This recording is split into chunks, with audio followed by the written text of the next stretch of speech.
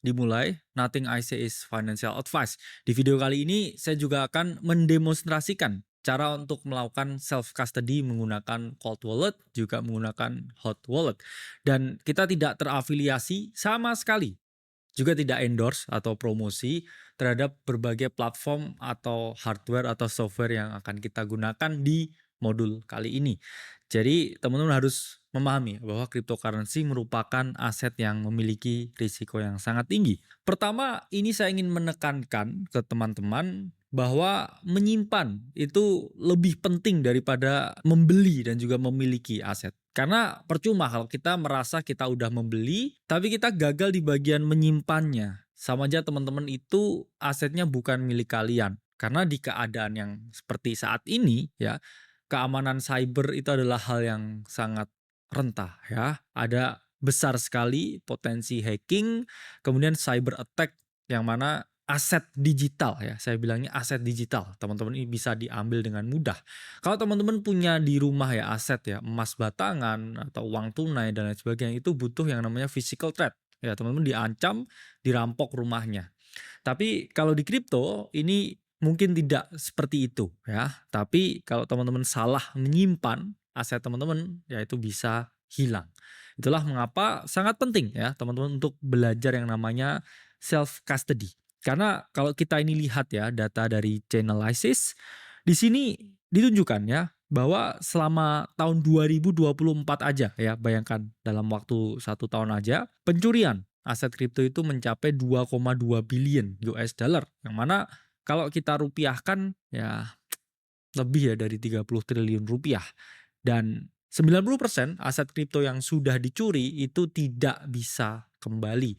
Kecuali kalian itu adalah suatu negara tertentu ya dengan resources yang sangat besar buat tracking semua ya aset digital ya secara forensik dan lain sebagainya untuk melacak ya cyber hacking ya sampai mana itu mungkin bisa. Tapi kalau kalian hanya retail ya wassalam ya, kalau sampai aset kalian hilang. Itulah mengapa penting untuk dilakukan yang namanya self custody.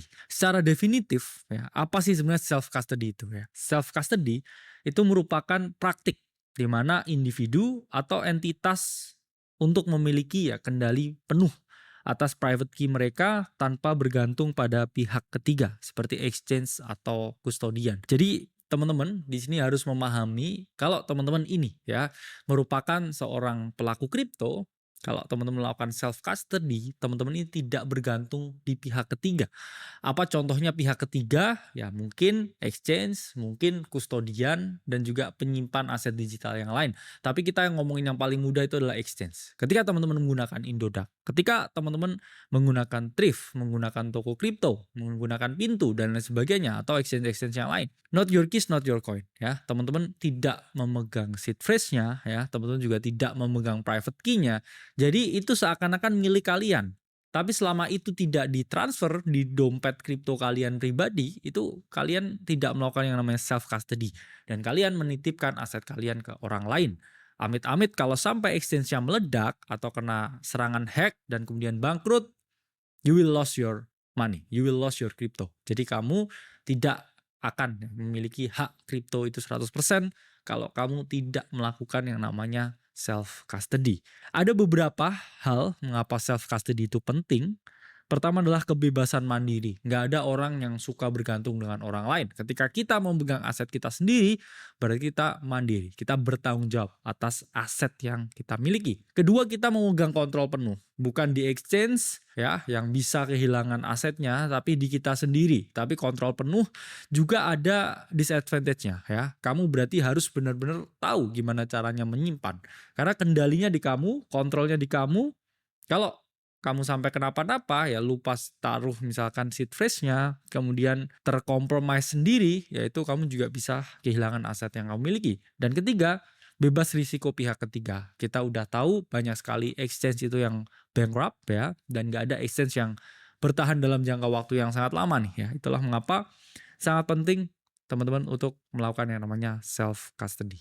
Ini sejarah singkat ya mengenai self custody, di mana awalnya itu adalah era perbankan tradisional ya, di era dari ya tahun 60-an ya sampai 2000-an awal. itu kita mengenal yang namanya perbankan. Kita titip duit kita di bank, kita nggak punya akses. Kemudian di 2008 muncul Bitcoin, ya peer-to-peer system yang mana di situ memungkinkan kita ini tidak membutuhkan pihak ketiga untuk menyimpan aset kita. Kita sendiri yang menyimpan aset kita. Dan kemudian ya meledaknya FTX di 2022 itu menyadarkan kita semua, a wake up call bahwa self custody itu merupakan hal yang paling penting dan harus dilakukan ketika kalian menyimpan aset kalian dalam jumlah yang sangat besar di kripto. Let's say kalian menyimpan Bitcoin jumlahnya puluhan bahkan ratusan, yang mana itu ingin kalian wariskan ke generasi selanjutnya. Ya nggak mungkin kamu simpen 100% itu di dalam exchange, karena ketika nanti udah anak cucumu ya, itu mungkin exchange-nya udah nggak ada. Terus asetnya kemana? Hilang ya.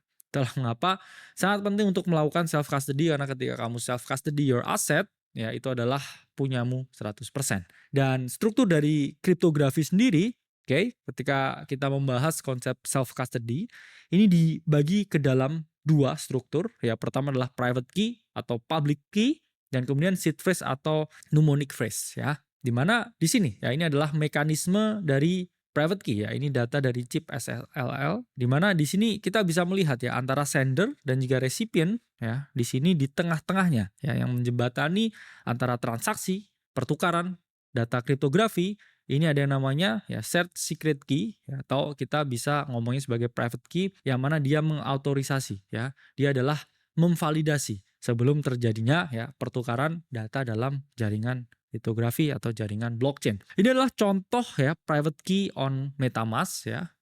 Ini kita udah praktik ya sebelumnya teman-teman, untuk teman-teman ini melakukan ya namanya DEX trading tutorial.